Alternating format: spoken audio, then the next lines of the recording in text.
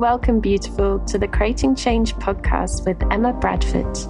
Creating change to fall back in love with ourselves and life. Each episode, I'll be offering insightful stories, concepts, and practical takeaways to inspire your day, reconnecting to the authentic essence within. Are you ready, lovely, to embrace yourself even more and awaken to the magic life has to offer? Let's dive into today's episode.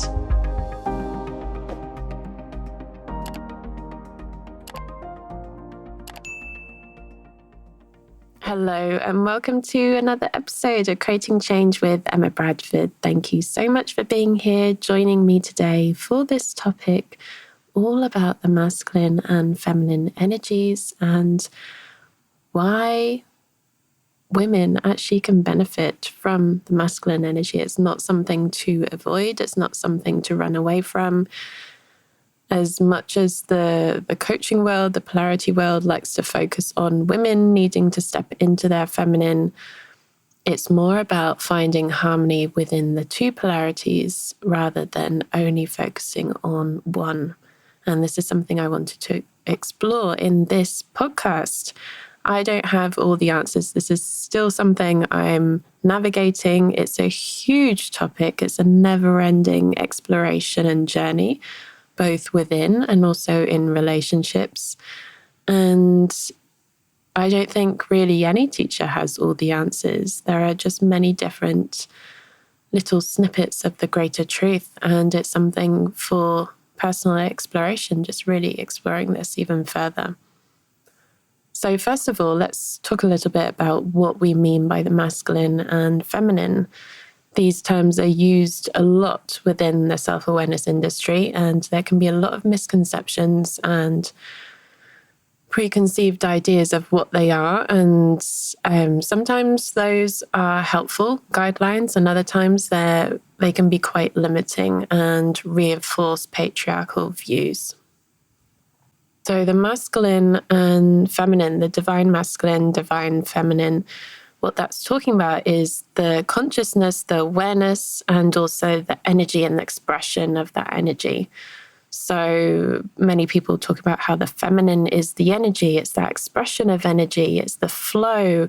It can change all the time. It can be soft and gentle. It can be wild and raw. Look at the sea, for example. The sea can be very still, moving gently, softly, and it can be absolutely chaotic with a massive storm, big waves. There can be every expression there. It's that energy and movement and that expression of that. And the masculine is often considered as the container and the space and the awareness of that energy that's flowing through it. So it's holding space for that. Now, when we apply this to relationships, when we apply this in polarity work, it can get a little bit confusing and a little bit not so helpful as people start to mix these up and apply them to gender. And these energies, this awareness of energy, the expression and flow of energy, the structure and the flow, has nothing to do with gender. Nothing to do with gender. Every single human being has structure and flow. If you look at how we're made up, we have the bones, we have that structure. And within our body, we also have the flow. We have the blood flowing around our body. We have the air moving through, in and out of our body. We have both. Every single human being has both. So it's nothing to do with gender. Though what some people are talking about is how someone who identifies themselves as male may, at their core, have more predominantly masculine energy, or that masculine energetic structure, that consciousness, that awareness.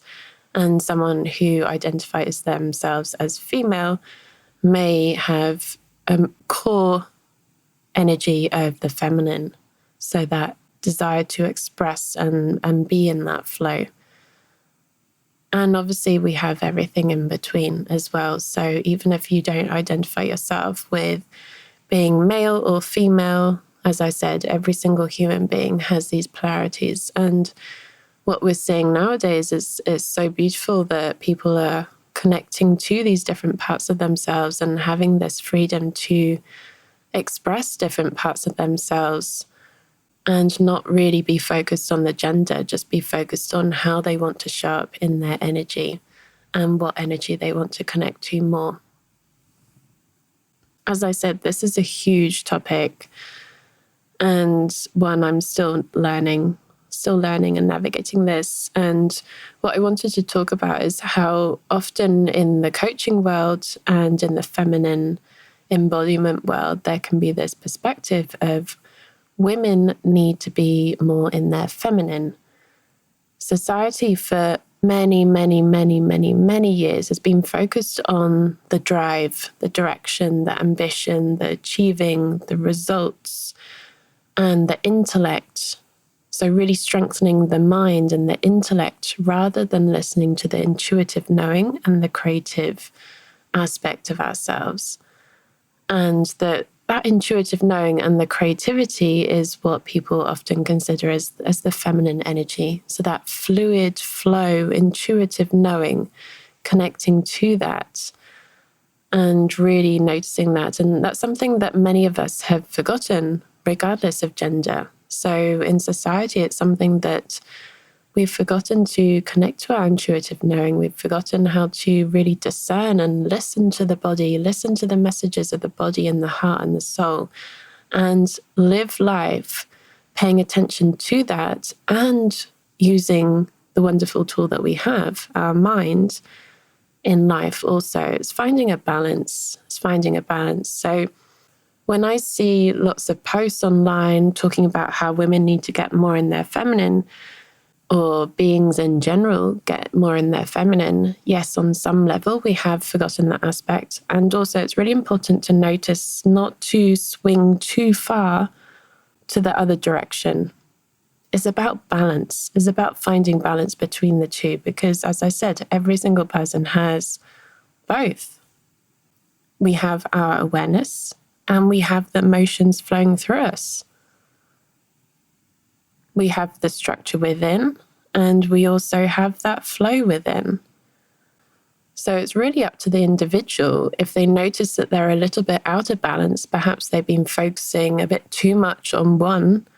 So perhaps being too focused on goal setting and moving forward and being in a very intellectual driven space compared to listening to the intuition. Or perhaps they're too much in the flow and there's no structure at all and they're struggling to get things done. So each individual can identify what they want to work on. So I'm just going to talk about women specifically, and this is still useful to listen to, like however you identify yourselves, because obviously that's what I can talk about from my personal experience for a moment, though this can still benefit anyone. It's so important that we pay attention to that balance. It's not about being so flowy and feminine and losing all structure. It's important that we have those two aspects. Ultimately, we cannot separate these aspects of structure and flow, the yin, the yang, all these different aspects, these polarities, they always come together. The light, the shadow, the whatever you're focused on, there's always both. We're in a human experience of polarities, so there's always both there. And to swing too far into one and forget about the other is to miss the real beauty of this human experience. So many years ago, I went through a very difficult breakup, and without realizing, my inner masculine stepped up, and it wasn't until I reflected on it afterwards that I was like, yes, that really helped me in that time. So in that breakup, what I did in the very beginning, the early days, I sent a message to a handful of friends, close friends, and I explained what had happened and that I needed support during that time. And I asked them if they could just send me a message every now and again, check up on me, just check in and offer support if they were willing to do that. And what I did essentially is that inner masculine within was creating a safe container for me, was creating a support network, was creating this safety and security as I processed all of the emotions that were coming up and the trauma that was coming up at that time. And it was one of the best things that I did.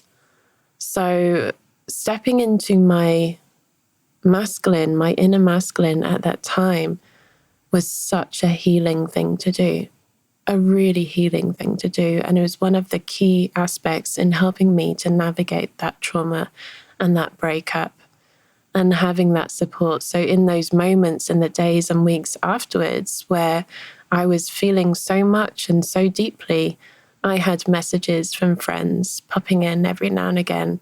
Hey, how you doing? Oh, here's a song for you. Let's meet up. Let's go for a picnic. Let's go for a coffee. It was such a healing thing. So I'm so grateful to that aspect. We have both of these aspects. And I'm also grateful to the feminine that I can express that, the energy, emotion, the emotions, and express that through dance, through painting, through crying, through whatever way that needs to come out. So it's about both. It's about finding balance between both. And it's not about finding perfect balance and getting it all right all the time perfectly. It's not about that. It's just noticing what feels good, what doesn't. Do we feel a little bit too much in the structure or a little bit too flowy and not really having a direction? How can we create balance? And this is for everyone. This is not just for women, not just for men. This is for every single human being, however we identify ourselves. Noticing those polarities that we have within and that's within this world, how we can create balance between the structure and flow, the awareness and the expression of that energy. So I'll leave that there. This is a huge topic, obviously, and it's just a little snippet just to really bring some awareness to that dynamic. So getting practical, just notice, can you bring in a little bit more structure to the times where you're feeling emotions? Can you bring some awareness? Can you create a safe space? When I created Creating Change, before I realized it was a training that I was creating, I was in a deep process of healing emotions, deep hurt and rejection, anger, sadness. So what I did is I created a safe space. And I was in my room most evenings. I lit candles, I had essential oils, I had nice music, I had fluffy blankets and cushions, created a really safe space. I was creating that environment to then process the emotions of what arose within that environment. So noticing how you can bring in the structure and flow in whatever way feels good. In your day-to-day work, how can you have that structure? You know what you're doing, you have a to-do list. And also there's flexibility and flow within that you can get up and stretch and connect with your breath and not get too overwhelmed or heady. There are so many different ways that we can navigate this. There are many misconceptions in the world, what it means to be a man in this world, what it means to be a woman in this world, what it means to be a human, however we identify ourselves. And it can be very confusing. Often there's this perspective, oh, if I'm a man, I need to be masculine. If I'm a woman, I need to be feminine. And the list continues. It's important that we really tune into ourselves and notice, okay, what feels good? And how can I create internal harmony within?